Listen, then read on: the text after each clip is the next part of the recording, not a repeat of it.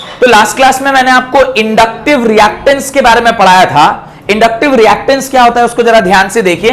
X of L, और x of L को आपने ओमेगा एल लिखा था। ये कहां से आया था, मैं थोड़ा सा उसे रिवाइज करा देता हूं।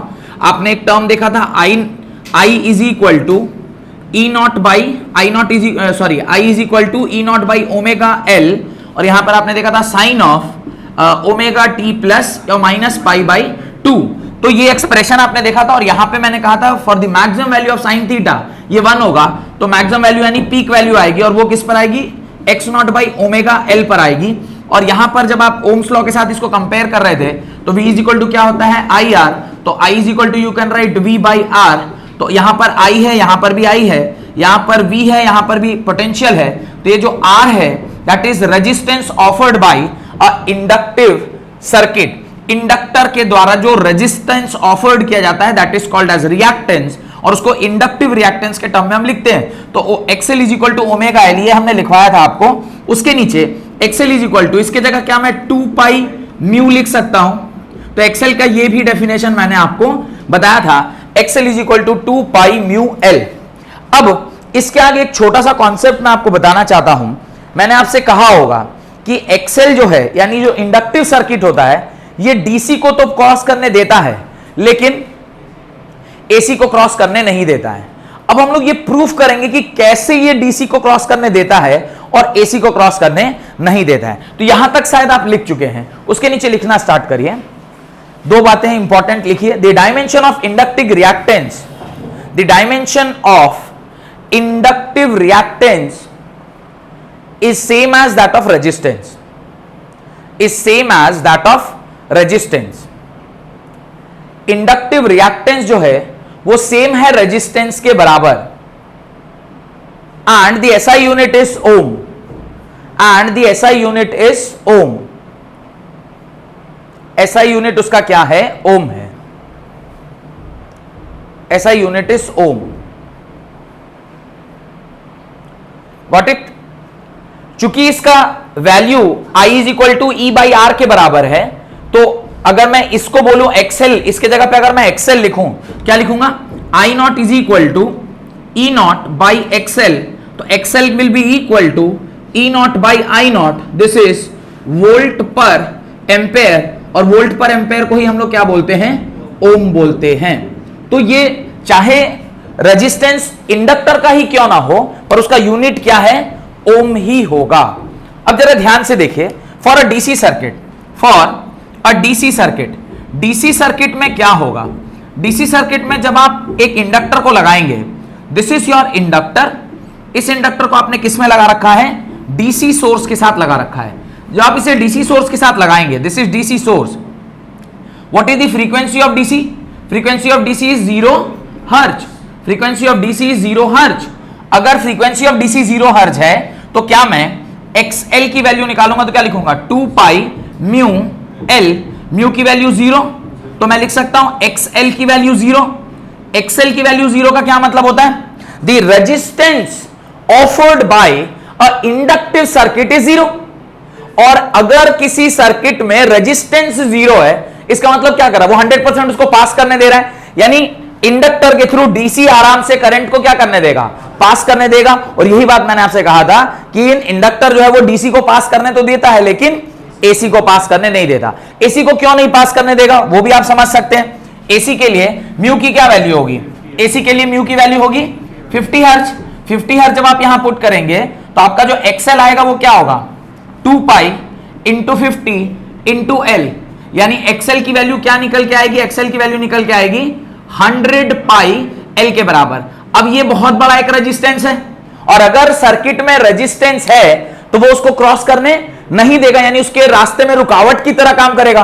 और अगर वो रुकावट है तो जो करंट यहां से पास होना चाहिए वो नहीं पास हो पाएगा, यानी एसी को पास करना मुश्किल है, वेरस डीसी को पास करना बहुत ही सरल है। इसी बात को आपको लिखना चाहिए, राइट। आप कहां तक लिखे, मैं यहां तक लिखे, ये यूनिट तो आपने लिख ही लिया है, कैसे आया वो ऐसे करके लिख दीजिए, ये यूनिट कैसे आया, ओम। तो ये पहली बात लिख दीजिए, और इसको लिखने के बाद फिर आप लिखिएगा फॉर अ डीसी सर्किट क्या होता है और किस प्रकार से सारी चीजें होती है। ये आप उसके बाद अपनी कॉपी में लिख लें, ठीक है।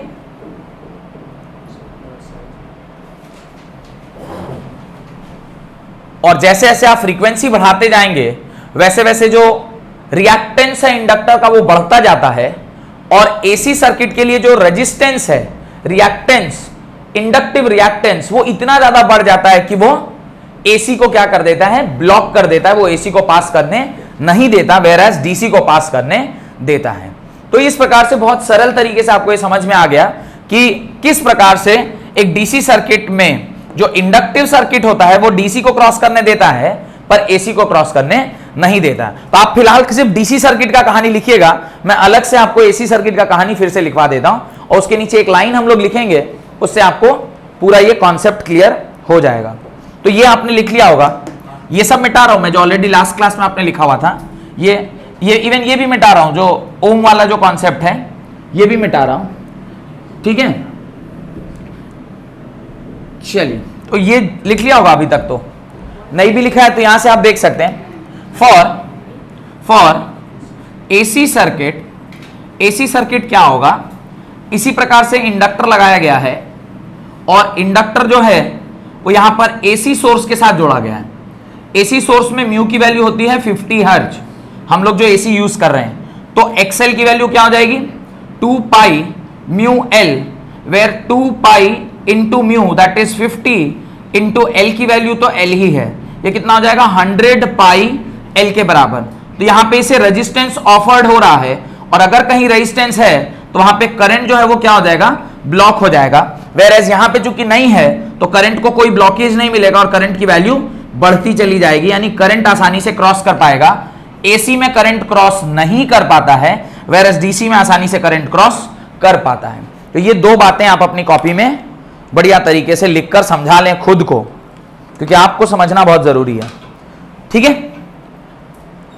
और ये दोनों बना लेने के बाद एक लाइन सिर्फ आपको वहां ऐड करना है, ये और ये बना लेने के बाद for a DC circuit and for a AC circuit आपको एक लाइन वहां पर लिखनी है, नोट डालकर। पहला point, if the frequency of AC increases, note डालकर पहली बात लिखें, if the frequency of AC decreases it's inductive reactance also increases, its inductive reactance also increases. If the frequency of AC increases, its inductive reactance also increases.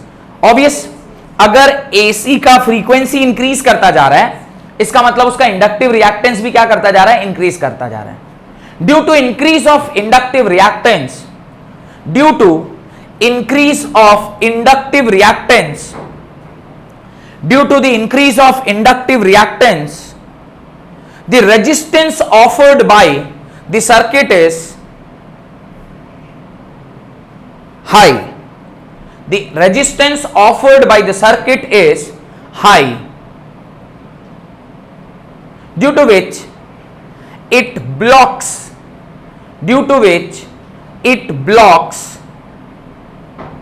AC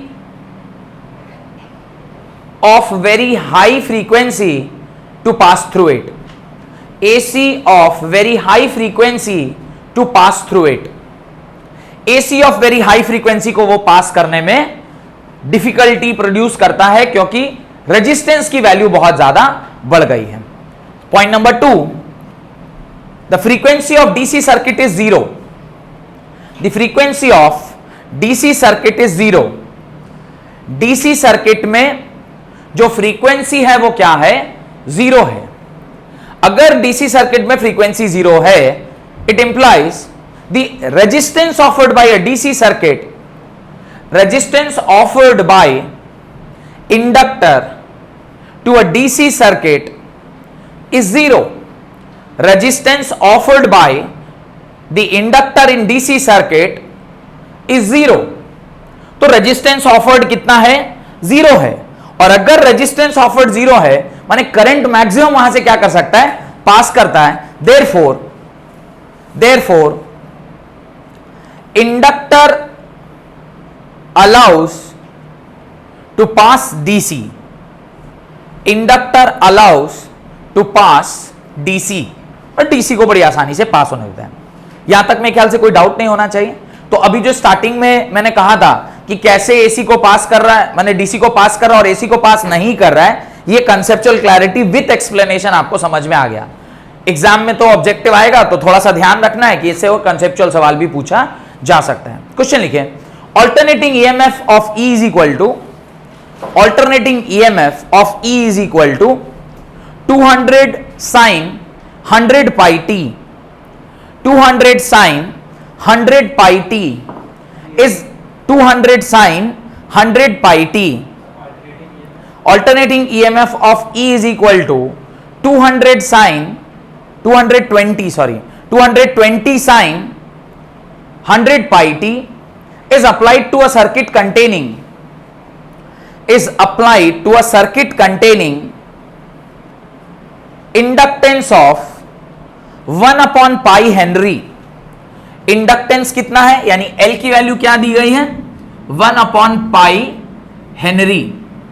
Henry is the unit of inductance, 1 upon pi Henry आपको दिया गया है। Full stop. Right equation for the instantaneous current, write the equation for the instantaneous current through the circuit. Next, what will be the reading of AC galvanometer? What will be the reading of AC galvanometer connected in the circuit? What will be the reading of AC galvanometer connected in the circuit? Question कुछ इस प्रकार का पूछा जाएगा अगर numerical कुछ पूछा जाता है इस पर्टिकुलर कॉन्सेप्ट के ऊपर। तो कोशिश करना है पहले सॉल्व करने का और फिर देखते हैं कैसे सॉल्यूशन उसका क्या होगा, किस प्रकार से इसको हम लोग सॉल्व करेंगे। थोड़ा सा कंसेप्चुअल सवाल है कि बहुत बेसिक चीजें यहां पर आपको पूछी गई हैं या दी गई है। कोई बता सकता है कैसे निकालेंगे? पहला सवाल क्या लिखा गया है, right equation for the instantaneous current. Instantaneous current का इक्वेशन लिखना है। मैंने आज की क्लास स्टार्टिंग जहां किया था वहीं पे मैंने I is equal to I not sine, चूंकि ये इंडक्टिव सर्किट है तो ये होगा omega T minus pi by 2, यही होगा। आई नॉट जो कि मैक्सिमम वैल्यू होती है वो होती है E not by omega L के बराबर। अच्छा, आपको गिवन क्या है इस पर्टिकुलर क्वेश्चन में? आपको गिवन क्या है? आपको गिवन है E is equal to E not sine omega t का वैल्यू दिया हुआ है। कैसे? E is equal to 220 sine 100 pi t, ये आपको दिया हुआ है। यहां से मुझे दो चीज समझ में आ रहा है, ई नॉट की वैल्यू 220 और ओमेगा की वैल्यू 100 पाई के बराबर। ये मैं यहां से कंक्लूड कर पा रहा हूं। अब मुझे अगर ये इक्वेशन चाहिए तो मुझे पहले चीज जो चाहिए वो क्या है, आई नॉट। आई नॉट मैं कैसे निकालूंगा? तो आई नॉट की वैल्यू क्या होगी, I naught will be equal to E not by omega L. E naught आपको 220 दिया हुआ है, ओमेगा की वैल्यू ऑलरेडी आप जानते हैं 100 पाई और एल की वैल्यू क्वेश्चन में दी गई है 1 बाई पाई। जानबूझ के ऐसा कुछ दिया गया है कि आसानी से क्या हो जाए, कट पिट जाए और आपका काम बन जाए। ये आ गया 2.2 एम्पेयर। आपको आई नॉट निकल के आ गया 2.2 एम्पेयर। यहां तक कोई डाउट है तो पूछिए, बहुत सरल है, कुछ नहीं करना था, सिर्फ जो इक्वेशन दिया गया था उसी इक्वेशन से हम लोगों को देखना था। ये इक्वेशन आपको ध्यान रहना चाहिए, क्यों? क्योंकि इंडक्टिव सर्किट में हमने ये डेरिवेशन किया है कि I is equal to I not sine omega T minus pi by 2 कैसे आया था, पूरा इंटीग्रेट करके वो साइन थीटा को इंटीग्रेट किया था तो माइनस कॉस थीटा, फिर कॉस 180 माइनस थीटा और cos 90 minus theta equal to sine theta, वो पूरा फॉर्मूला लगा के याद होगा। इसका पूरा डेरिवेशन करके हम लोग यहां तक पहुंचे हैं। अब नेक्स्ट जो चीज आपको पूछ रहा है वो यही है। तो अभी आई की वैल्यू इंस्टेंटेनियस करंट क्या होगा, 2.2 sine omega 100 pi T minus pi by 2। This is the expression of instantaneous current for a inductive circuit. मेरे ख्याल से पहला जो क्वेश्चन है वो यही दिया है, right equation for the instantaneous current through the circuit. तो ये आपने लिख लिया होगा। कोई डाउट इसमें? कोई डाउट? कैसे आया, कहां से आया? नहीं कोई डाउट है? चलिए, अगर मुझे यहां पे कोई डाउट नहीं है तो तो सेकंड जो बिट है क्वेश्चन का दैट इज पूछ रहा है what will be the reading of AC galvanometer. AC क्या मेजर करता है? गैल्वेनोमीटर या एमीटर या वोल्टमीटर क्या मेजर करता है? It always measures RMS value. वो हमेशा क्या मेजर करता है? RMS value. तो आपको गैल्वेनोमीटर के थ्रू आपको क्या बोल रहा है? What will be the reading of AC galvanometer. तो करंट मेजर करना है, यानी आपको आई आरएमएस निकालना है, या इसी को हम लोग आईवी भी बोलते हैं। IV is equal to formula होता है I naught by root two. I naught by root two, I naught की value 2.2 whole divided by root two. आप जब इसको सॉल्व करेंगे the value which you are going to get is 1.55 ampere. This the value of current for this particular question. कोई doubt है तो पूछिए, किसी भी पॉइंट पे कोई डाउट आ रहा है? यहां पे हम लोगों ने एक्सेल कैलकुलेट किया है क्या? Yes, we have calculated XL, directly नहीं indirectly. XL is equal to omega L था, तो ओमेगा वॉज 100 पाई, एल दिया हुआ था 1 पाई, काट दिया, या 100 ओम। तो इनडायरेक्टली क्वेश्चन में पूछा नहीं था, लेकिन आपने एक जगह तो कैलकुलेट किया है एक्सेल का वैल्यू। तो यही सारे 4-5 कॉन्सेप्ट तो पढ़े थे, उन्हीं सारे कॉन्सेप्ट्स को हम लोगों ने इस क्वेश्चन में यूज करके इसको सॉल्व कर लिया। हेडिंग डालें एसी थ्रू कैपेसिटर। तो अभी हमारा ये तीसरा सर्किट है। आपने एसी थ्रू रजिस्टर पढ़ लिया, एसी थ्रू इंडक्टर पढ़ लिया, अब हम लोग क्या पढ़ने जा रहे हैं? एसी थ्रू कैपेसिटर पढ़ने जा रहे हैं। चलिए, इसका भी एक छोटा सा डेरिवेशन है, लगे हां तो ये भी डेरिवेशन कंप्लीट कर दें। उसका इसका वेव फॉर्म देखेंगे और साथ साथ इसका जो फेजर डायग्राम है वो भी हम लोग देखेंगे, और फिर इससे जो रिएक्टेंस पैदा होगा उसको क्या बोलेंगे? Capacitive reactance. जैसे इंडक्टर से रिएक्टेंस पैदा हुआ था उसको क्या बोले थे? Inductive reactance. ऐसे कैपेसिटिव सर्किट भी कुछ रेजिस्टेंस ऑफर करेगी, उसको क्या बोलेंगे? Capacitive reactance. तो हेडिंग डालें एसी थ्रू। ये सवाल समझ में आ गया? एसी थ्रू, ये सब देखिए स्टैंडर्ड क्वेश्चन है। अगर एग्जाम में या जब आप रिवाइज कर रहे हो तो ये बेसिस मानते हुए कि किस तरीके से क्या क्या चीज किया गया था, आप क्वेश्चंस को, अच्छे क्वेश्चंस को भी इसके बेसिस पर सॉल्व कर सकते हैं कि अच्छा ये इंफॉर्मेशन हमें यहां से मिल गई थी, ये इंफॉर्मेशन यहां से मिल गई थी, ऐसे करके सर ने अगले स्टेप पे ये किया था। तो ये एक स्टैंडर्ड क्वेश्चन के तरीके से आप रख सकते हैं, right. Let us consider a capacitor, let us consider a capacitor of, let us consider a capacitor of capacitance C connected to an AC circuit, connected to an AC circuit। क्या कह रहा है? ये एक कैपेसिटर है जिसको आपने एक AC सर्किट से क्या कर रखा है? कनेक्ट करके रखा हुआ है। This is the capacitor of capacitance C. इसको आपने एक एसी सोर्स से लगा रखा है। अगर मैं एसी सोर्स से लगा रहा हूं तो E इज इक्वल टू क्या होगा? E naught sine omega T. और our aim is to find what is the value of current. I is equal to I not sine omega T plus pi by two minus pi by two plus theta minus theta, जो भी है वो हमें वहां तक पहुंचना है। तो उसके नीचे आप ये डायग्राम बनाएं और उसके नीचे लिखें, ये डायग्राम बना लें पहले और उसके नीचे लिखें due to this EMF charge will be produced. Due to this EMF, obviously अगर कहीं EMF लगा है तो वो कैपेसिटर के प्लेट को क्या कर देगा? चार्ज कर देगा। Due to this EMF charge will be produced and it will charge the plates of the capacitor. It will charge the plate of the capacitor. It will charge the plate of the capacitor with positive and negative charge respectively. With positive and negative charge respectively.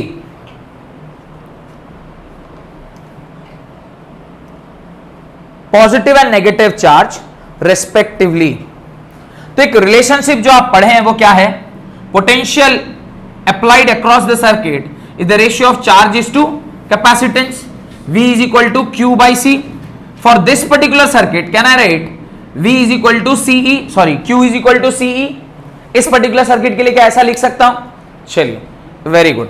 अब जरा ध्यान से देखिए, जो current इस particular circuit में develop हुआ I, क्या मैं इसे DI current is developed for a very small period of time, अगर देखा जाए, क्योंकि एवरी क्षण जो है, एवरी सेकेंड जो है, ये करंट क्या हो रहा है, बदली हो रहा है, चेंज हो रहा है। क्यों? क्योंकि एक AC सोर्स है, अभी इधर फिर उधर। इस प्रकार से DI को मैं लिख सकता हूं dQ बाई dt। अब मैं DI को, ये Q की जगह पे can I right CE by dt लिख सकते हैं क्या? देखिए Q की जगह पे can I right CE by dt। अब दोनों साइड आप क्या कर दीजिए, इंटीग्रेट कर दीजिए।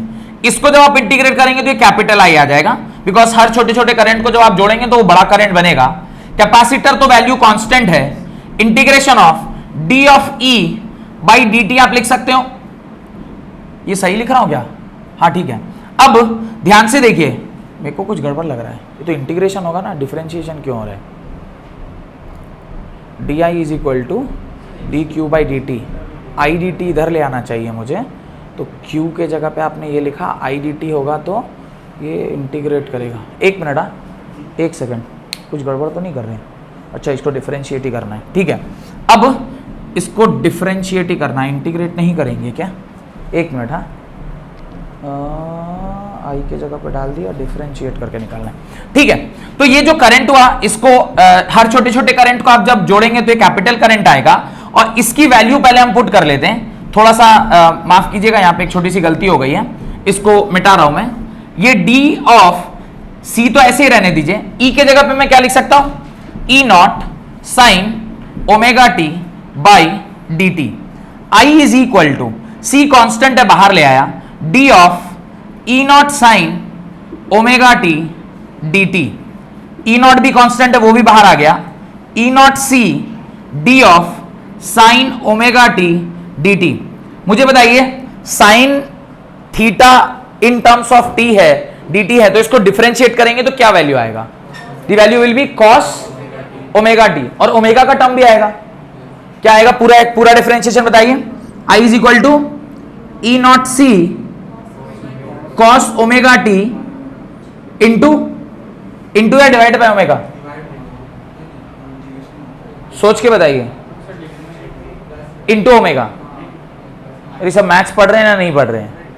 मैं तो चलिए मैथ्स का टीचर नहीं हूं, तो मैं गड़बड़ कर रहा था, तो समझ में आ रहा है। आप लोग बताइए, बस इतना होगा, साइन ओमेगा टी का डिफरेंशिएशन कॉस ओमेगा टी। चलिए, ओमेगा टर्म नहीं आएगा, कहां पे? ये तो आप लोग बताइएगा, आप तो बायो के स्टूडेंट हैं, आप क्यों बोल रहे हैं? अब मैथ्स भी कर रहे हैं क्या? अब बताइए इसका क्या होगा? ओमेगा इंटू ओमेगा, हाँ इंटू ओमेगा, यही टर्म होना भी चाहिए, इंटू ओमेगा आएगा। अब ध्यान से देखिए, I is equal to E not C cos omega t, omega को भी मैं इधर ले आता हूं। अब मुझे बताइए, cos of theta can be written as sine of pi by two plus theta, ऐसा लिख सकते हैं क्या? देखिए, cos theta is equal to sine pi by two plus theta. अच्छा, तो कॉस ओमेगा टी को क्या लिख सकते हैं? Sine of omega T plus pi by two लिख सकते हैं क्या? तो ये कॉस ओमेगा टी के जगह पे मैं एक नया टर्म लिख रहा हूं, I is equal to E not C omega sine of omega T plus pi by two. वापस से एक बार पूरा मैं फिर से समझा दे रहा हूं, क्योंकि बीच में थोड़ा मेरे को ही ध्यान से उतर गया था। D I is equal to d q by d t, small change in the current is equal to small change in charge per unit time. ये डेफिनेशन ऑफ करंट है। आपने इस DI को जब आप टोटल पूरे सर्किट के लिए जोड़ के देखेंगे तो ये क्या हो जाएगा? करंट बन जाएगा। और जब आप इस DQ के जगह पे Q में क्या लिख सकते हैं? Capacitor into potential. वो कहां से आया? क्योंकि ऑलरेडी एक रिलेशनशिप हम लोगों ने कैपेसिटिव सर्किट के लिए निकाल रखा है। अब C कांस्टेंट था, उसको बाहर ले लिया, E के जगह पे आपका जो एक्सप्रेशन है E naught sine omega t वो पुट कर दिया। E naught sine omega t में E नॉट भी कांस्टेंट है क्योंकि आपने पोटेंशियल अप्लाई किया हुआ, और E naught is the peak value, बाहर निकाल लिया। Differentiation of sine omega t with respect to dt। जब आप इसे डिफरेंशिएट कर रहे हैं तो साइन ओमेगा टी का कॉस ओमेगा टी, और ओमेगा एक एक्स्ट्रा बाहर आ रहा है बिकॉज जी जो ओमेगा टी का जो डिफरेंशिएशन है वो ओमेगा बाहर आया, तो ये बाहर आ गया। अब ये तीनों टर्म को मैंने एक साथ लिख लिया, that is E naught C omega. Cos omega t को मैं क्या लिख सकता हूं? कॉस थीटा होता है sine theta plus pi by two या pi by two plus theta, दोनों जैसे आपको लिखना लिख सकते हैं। तो cos omega T equal to sine omega T plus theta हो गया, हमने इसको यहां पे रिप्लेस कर दिया। और यही मेरा एम भी था कि आपको साइन को किसके टर्म में निकालना है, मतलब करंट को किसके टर्म में निकालना है, E not sine omega T plus pi by two और omega T minus pi by two के टर्म्स में आपको निकालना है। होप कि ये यहां तक आप लिख चुके होंगे, तो ऊपर से एक दो लाइन मिटा रहा हूं, यहां तक लिख लिए, ये भी लिख लिए। चलिए अब जरा ध्यान से देखिए, I is equal to E not C omega, E not C omega sine of pi by two sine of omega T plus pi by two, ये आपका एक्सप्रेशन आ गया। अगले स्टेप में जरा ध्यान से देखिए, E not is equal to, can I write 1 upon C omega, ये ऊपर लिखा हुआ है तो इसको क्या मैं ऐसे लिख सकता हूं, 1 upon C omega is equal to sine of omega T plus pi by two, और ये ई नॉट बाई दिस यहां पे लिख सकते हैं the maximum value of sine omega T plus pi by two is 1।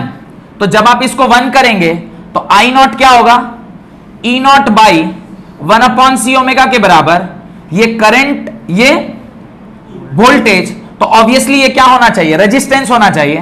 तो यहां पर जो कैपेसिटिव सर्किट के द्वारा रेजिस्टेंस प्रोवाइड किया जाता है उसको हम लोग कैपेसिटिव रिएक्टेंस बोलते हैं, उसको क्या बोलते हैं, कैपेसिटिव रिएक्टेंस। और ये एक्ससी जो है वो किसके बराबर होता है, 1 अपॉन ओमेगा सी के बराबर होता है, जहां पे एक्सएल आपने क्या दिखा था, ओमेगा एल के बराबर देखा था, ये ध्यान है, एक्सएल आपने देखा था ओमेगा एल।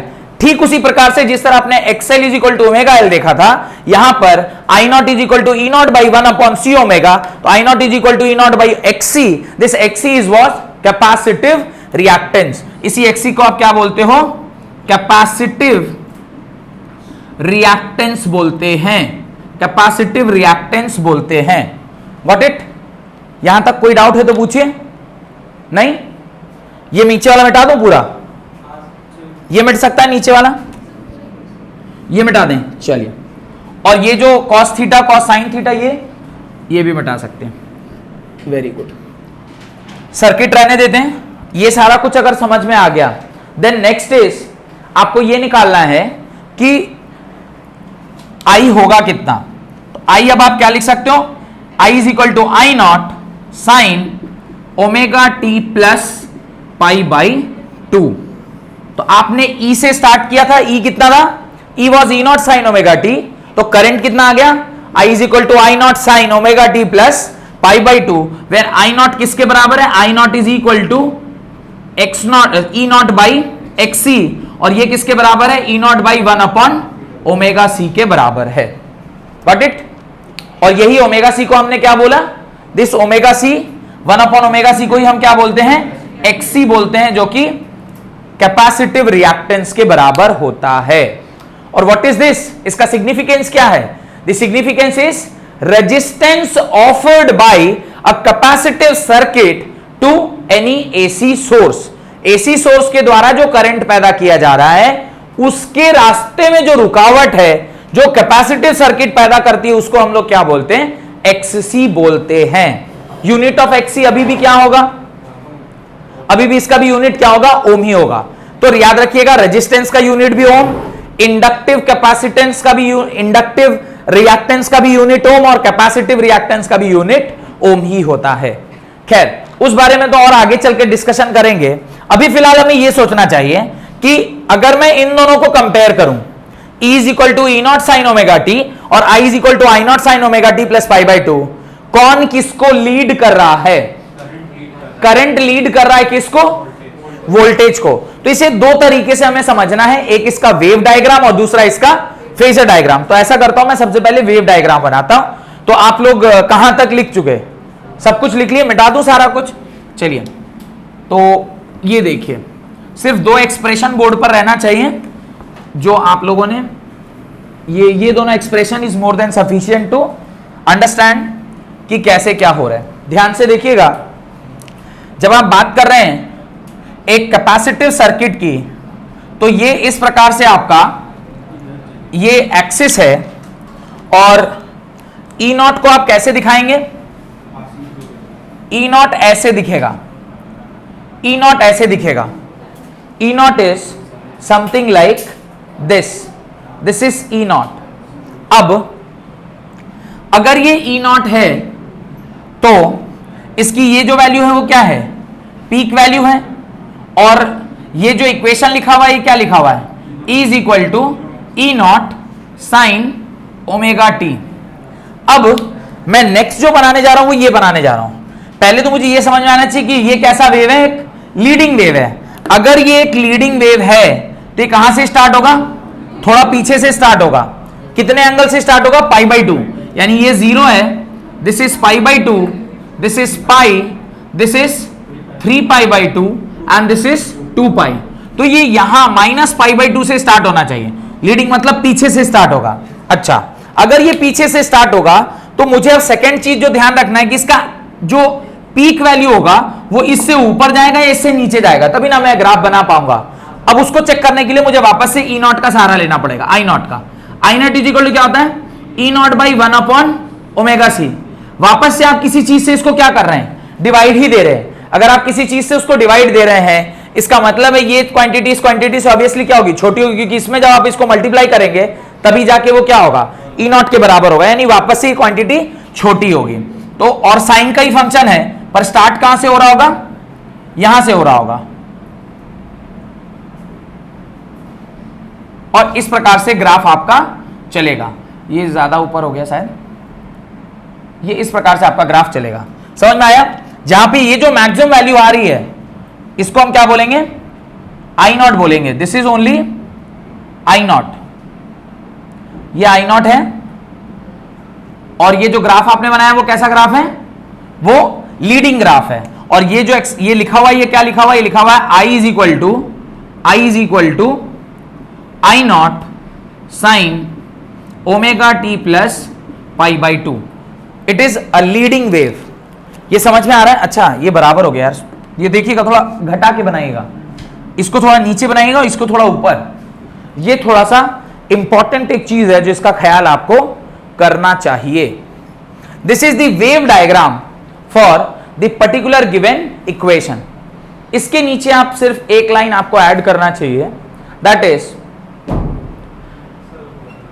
ये डायग्राम बना लिए, इसको बनाइए।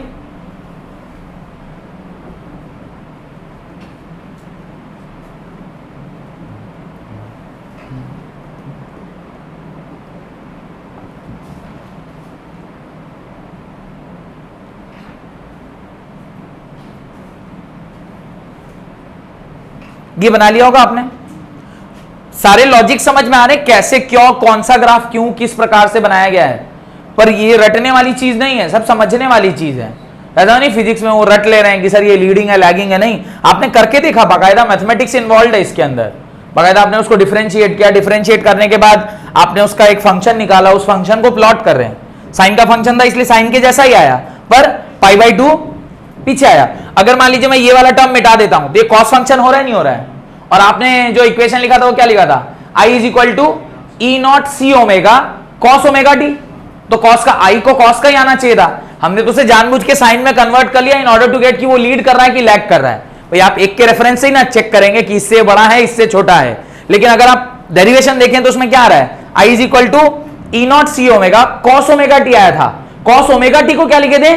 Sign omega T plus pi by two. तो कॉस का फंक्शन तो आ ही रहा है, देखिए कॉस यही होता है ना, कॉस इसी प्रकार से तो होता है। तो ये साइन फंक्शन और ये कोसाइन फंक्शन आ ही रहा है, पर हमने साइन फंक्शन बनाया बाई डिक्रीजिंग, मतलब उसको लीड कराने के लिए पाई बाई टू एंगल से। डन। अब आप यहां से दो लाइनें लिखेंगे। Current I is leading the, current I is leading the voltage by a phase angle of pi by 2. Current I is leading the voltage by a phase angle of pi by 2. और second चीज आप क्या लिख सकते हो? Voltage is lagging current, voltage is lagging current by an angle of pi by 2। याद रखिएगा, ध्यान रखना है कि कब क्या प्रिवेल कर रहा है। अगर करंट के रेस्पेक्ट में चेक कर रहे हैं तो वोल्टेज का क्या सिचुएशन है, वोल्टेज लैग कर रहा है। वेयर जब आप वोल्टेज के रिस्पेक्ट में देख रहे हैं तो करंट क्या कर रहा है, लीड कर रहा है। तो ये ध्यान में रखना है कि कब क्या हो रहा है। Got it. चलिए अब इसके नीचे आपको क्या बनाना चाहिए, इसका हम लोग फेजर डायग्राम बनाते हैं। ध्यान से देखिएगा, फेजर डायग्राम भी बहुत आसान है, समझ में आ जाएगा। आपने रेड कलर से क्या बनाया है, ई नॉट बनाया है, यानी voltage. This is the value of E, ये ओमेगा टी है, दिस इज ओमेगा टी। और ओमेगा से पाई बाई 2 आगे बढ़ गए, ओमेगा से आप कितना बढ़ गए, पाई बाई 2 आगे बढ़ गए, तो ये हो गया omega T plus pi by 2। पर वहां पे एक छोटा सा डिफरेंस है, ये जो ई नॉट है इसका जो लेंथ है वो बड़ा है, और ये जो आई नॉट है इसका लेंथ जो है वो छोटा है। इसका लेंथ क्या है, छोटा है। ऑब्वियसली होना भी चाहिए था क्योंकि इसका पीक वैल्यू बड़ा है और इसका पीक वैल्यू छोटा था, तो इसको हमने छोटा बनाया। अब इसका दो कंपोनेंट होगा, एक इधर वाला कंपोनेंट और एक इधर वाला कंपोनेंट। इसका जो साइन कंपोनेंट लेंगे वो क्या होगा, यानी वर्टिकल कंपोनेंट लेंगे वो क्या होगा, E is equal to E not sine omega t. कोई दिक्कत? अच्छा, this is omega t, this is 90 degree, तो इधर भी क्या होगा, ओमेगा टी होगा। ये भी एंगल क्या होगा, ओमेगा टी। अगर ये ओमेगा है तो इसका इधर वाला component is I not sine omega T और इधर वाला component is I not cos omega t. तो अगर इस पूरे एंगल को ध्यान में रखते हो, अगर आप इसका ये कंपोनेंट लेंगे तो इसका आई नॉट वेक्टर क्या आएगा, इसका आई नॉट वेक्टर आएगा, जो इसका वर्टिकल कंपोनेंट है वो क्या वेक्टर आएगा, वो आएगा I is equal to I not sine omega T plus pi by 2, या कॉस कंपोनेंट निकल के आ जाएगा। इस प्रकार से आपको यह बात समझ में आ गई होगी कि जो फेजर डायग्राम है वो किस प्रकार से आप बनाते हैं for a particular purely capacitive circuit. Purely capacitive circuit के लिए आप किस प्रकार से फेजर डायग्राम बनाते हैं। यहां तक कोई डाउट नहीं? अगर एग्जाम में आपको खाली बस देख के बोले बताओ, 4 ऑप्शन दिया हुआ है, इसमें कौन सा प्योरली कैपेसिटिव सर्किट का है, प्योरली रेजिस्टिव सर्किट का है, एक आरएलसी सर्किट भी बताऊंगा और एक प्योरली इंडक्टिव सर्किट, चारों इधर लिखा हो और उसका चारों ग्राफ फेजर डायग्राम इधर दिया हो, तो दोनों को मैचिंग करा लेंगे। अगर अकेला अकेला भी पूछेगा तो बता देंगे। ये सारी चीजें आपको समझ में आ रही हैं। स्टेटमेंट फॉर्म में पूछेगा तो आप ये बता सकते हैं कि for a purely capacitive circuit the current leads by an angle of pi by 2। इससे कितने से आगे बढ़ गया, पाई बाई 2 से आगे बढ़ गया, और वोल्टेज इसको क्या कर रहा है, लैग कर रहा है by an angle of pi by 2। ये देख के भी आपको समझ में आ रहा है। हेडिंग डालें capacitive reactance XC, capacitive reactance XC, capacitive reactance के बारे में लिखिए। मिटा दूं इसे, कैपेसिटिव रिएक्टेंस। अब देखिए, जैसा मैंने वहां पे बताया था आपको कि इंडक्टिव रिएक्टेंस किसको बोलते हैं, resistance offered by a purely inductive circuit is inductive reactance. ठीक उसी प्रकार से the resistance offered by a capacitive circuit is capacitive reactance. लिखिए, the instantaneous value of alternating current, the instantaneous value of alternating current, the instantaneous value of alternating current through a capacitor is given by I is equal to E naught omega c cos of omega t. I is equal to E naught by 1 upon omega c cos of omega t. I is equal to E naught by 1 upon omega c sin of omega t plus pi by 2। यही expression आपको पता होनी चाहिए। जब इस expression में peak value आप ले रहे थे तो वो किसके बराबर आया था, E not by 1 upon omega C के बराबर। I not is equal to E not by X C, where X C is what 1 upon omega C. This X C is known as capacitive reactance. इसी को आप capacitive reactance के नाम से जानते हैं। यहां तक लिख लिया? लिखें, the the opposing nature xc is equal to 1 upon omega c, the opposing nature of the flow of alternating current, the opposing nature of capacitor, the opposing nature of capacitor, the opposing nature of the capacitor to the flow of alternating current is called capacitive reactance, is called capacitive reactance, is called capacitive reactance. और क्या मैं xc को ऐसा भी लिख सकता हूं, ये 1 अपॉन ओमेगा सी तो है ही, xc को can I write 1 upon 2 pi mu C, कैसा, क्या मैं ऐसा लिख सकता हूं, xc is equal to 1 upon 2 pi mu C भी होता है. क्या किया मैंने, ओमेगा की जगह 2 पाई म्यू लिख दिया. गॉट इट, कोई दिक्कत? चलिए, अब क्या ये स्टेटमेंट आपको ध्यान है, मैंने आपसे कहा था कि कैपेसिटर जो है वो एसी को तो क्रॉस करने देता है पर डीसी को क्रॉस करने नहीं देता. ध्यान से देखिएगा, for DC circuit, DC circuit में क्या होगा, अब आपने क्या किया, एक कैपेसिटर को किसमें कनेक्ट कर दिया, एक डीसी सोर्स के साथ कनेक्ट किया. ये आपका कैपेसिटर था, this was your DC source. XC is equal to 1 upon 2 pi mu C के बराबर. डीसी के लिए म्यू की वैल्यू क्या होती है, 0 हर्ट्ज. अगर ये 0 है तो XC is equal to 1 upon 0 which is equal to infinity, not equal to infinity, tend to infinity. XC जो है वो इंफिनिटी को टेंड कर रहा है, जैसे जैसे फ्रीक्वेंसी जो है वो 0 के तरफ मूव करती है. इससे मुझे एक बात समझ में आ रहा है कि the resistance offered by the capacitive circuit for a DC current is infinite. और रेजिस्टेंस अगर इनफाइनाइट है तो क्या उसमें करंट फ्लो करेगा, असंभव, करंट फ्लो कर ही नहीं सकता.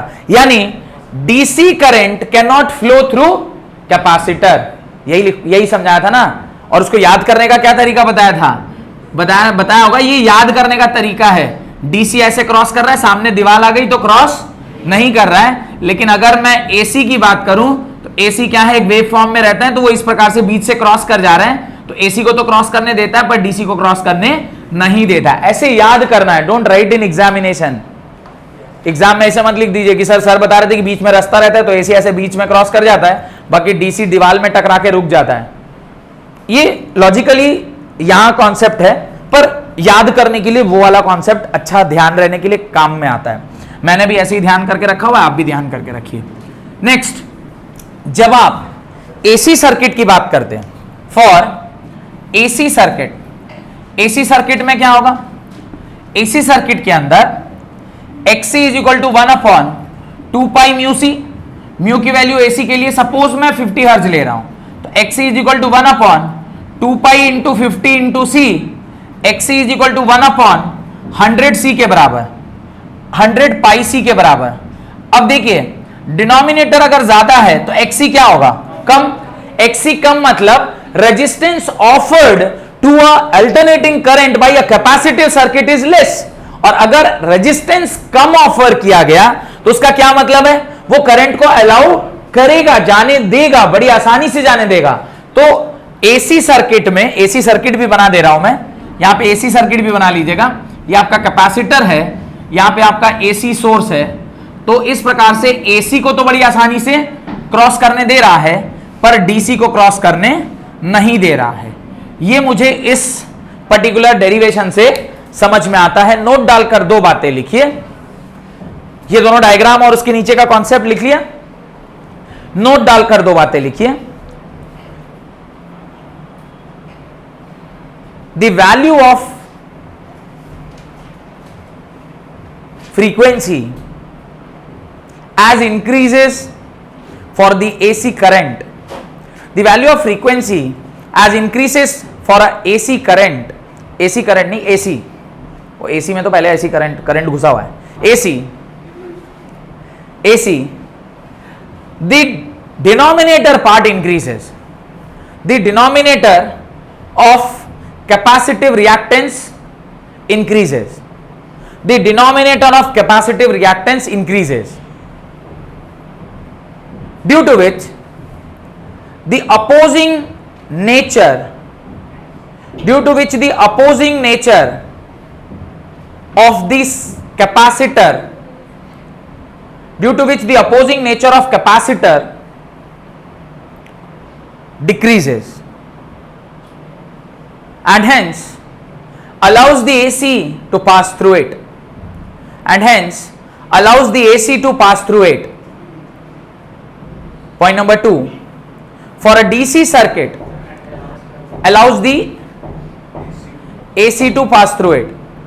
Point number 2, for a DC circuit the frequency is equal to 0. The frequency is equal to 0, due to which the capacitive reactance tend to infinity, due to which the capacitive reactance tends to infinity,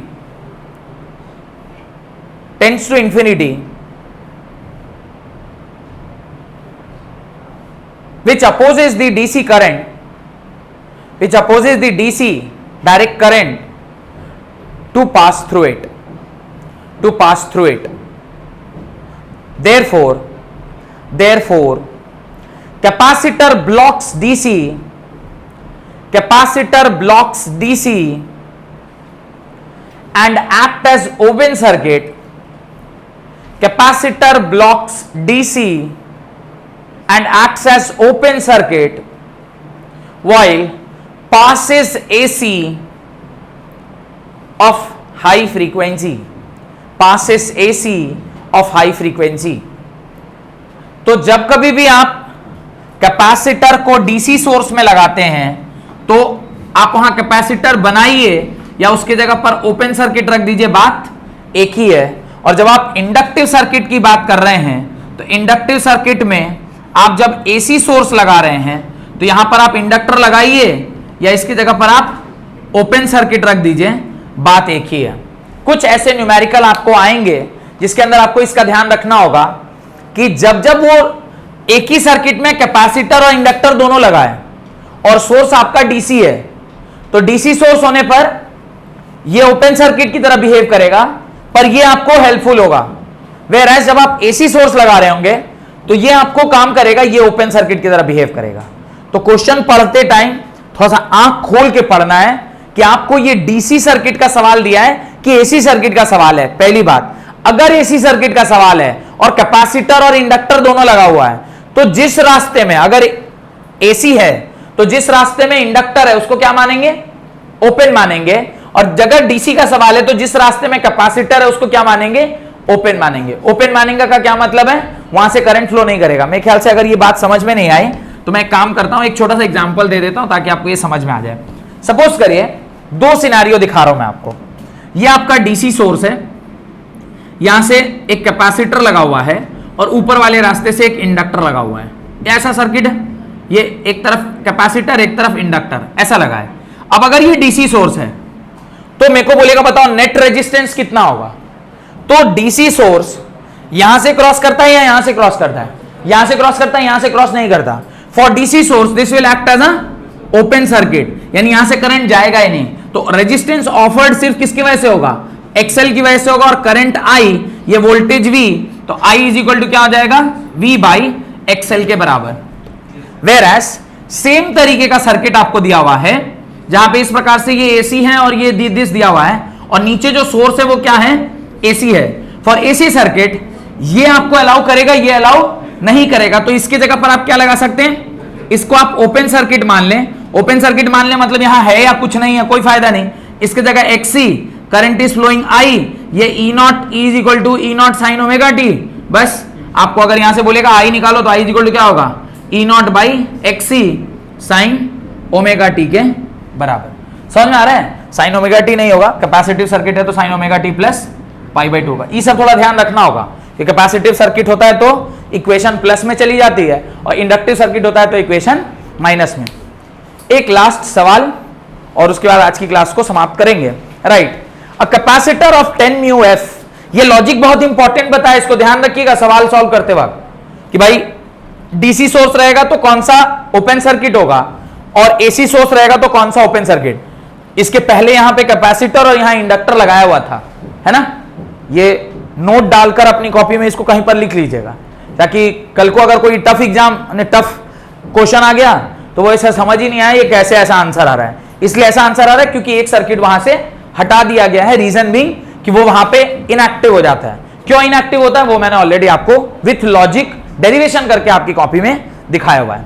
a capacitor of 10 mu f is connected to an AC source. A capacitor of 10 mu f is connected to an AC source of EMF. E is equal to 220 sin 100 pi t. A capacitor of 10 mu f connected to an AC source of EMF. E is equal to 200 sin 100 pi t. 220 sin 100 pi t. 220 sin 100 pi t. Write the equation of instantaneous current through the circuit. Write the equation of instantaneous current through the circuit. Instantaneous current through the circuit आपको लिखना है, full stop.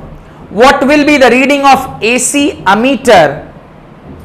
What will be the reading of AC ammeter connected in the circuit? Connected in the circuit. Hope कि ये सवाल आप खुद से बना लेंगे, क्योंकि एग्जैक्टली उसी पैटर्न का सवाल है जो मैंने अभी थोड़ी देर पहले आपको सॉल्व करवाया था। E इज इक्वल टू क्या दिया हुआ है, E naught sine omega T, यानी E नॉट की वैल्यू आपको निकल के आ गई, ओमेगा की वैल्यू भी वहां पे दी गई है, तो आप C की वैल्यू भी दी गई है 10 mu f, म्यू माने 10⁻⁶। आप XC निकाल सकते हैं क्या, XC निकाल लीजिए। XC की क्या वैल्यू होगी, XC विल बी 1/ω c के बराबर। XC मतलब 1/ω 100 पाई इंटू 10 इंटू 10⁻⁶। इसको सॉल्व कर लीजिएगा तो आपको क्या निकल के आएगा, XC। आपको उसके बाद सेकंड उसने क्या बोला है निकालने, I नॉट किसके बराबर, E नॉट बाई XC के बराबर। I नॉट आपको निकालना है, E नॉट आपको दिया हुआ है 220 बाई जो भी XC आएगा उसको पुट कर दीजिएगा, I नॉट निकल गया। इक्वेशन क्या लिखते हैं, I is equal to I naught sine omega T plus pi by 2। I naught की वैल्यू यहां से निकाल के यहां पर पुट कर दीजिएगा, पहले पार्ट का आंसर आ जाएगा। और एक बार ये आ गया तो एमीटर कितना मेजर करता है, तो एमीटर IRMS मेजर करता है। IRMS किसके बराबर, I not by √2। I not एक बार आप कैलकुलेट कर लें, इसी को यहां पुट कर दीजिएगा तो आपको क्या निकल के आ जाएगा, IRMS की वैल्यू भी निकल के आ जाएगी। होप कि ये क्वेश्चन आपको समझ में आ गया, कोई दिक्कत। पिछले वाले क्वेश्चन के जैसा ही है, कोई बहुत अंतर नहीं है, सारी वैल्यूज आपको दी गई थी, आप बस उसको पुट कर करके आंसर लिख देते हैं। लिख लीजिएगा, IV जो होता है वो 0.489 के बराबर, IRMS कितना आ रहा है 0.489 के बराबर, और I नॉट आ रहा है 0.691 के बराबर। I नॉट आ रहा है 0.691 के बराबर, ठीक है। तो एक बार I नॉट आ गया, और XC की वैल्यू भी अगर आप चाहते हैं बता दूं तो XC आता है 318.5 ओम, 318.5 ओम। XC आ रहा है 318.5 ओम, ये आपका XC आ रहा है। सारी वैल्यूज आपको पता थी, आप सॉल्व करते और इसका आंसर आ जाता। अगली क्लास में अब हम लोग क्या पढ़ लिए, हम लोगों ने पढ़ लिया AC थ्रू रजिस्टर, हम लोगों ने पढ़ लिया AC थ्रू इंडक्टर, हम लोगों ने पढ़ लिया AC थ्रू कैपेसिटर। अब ये तीनों एक ही सर्किट में लगे होंगे और फिर हमें इसको क्या करना होगा, सॉल्व करना होगा। बहुत बहुत धन्यवाद आज की क्लास अटेंड करने के लिए।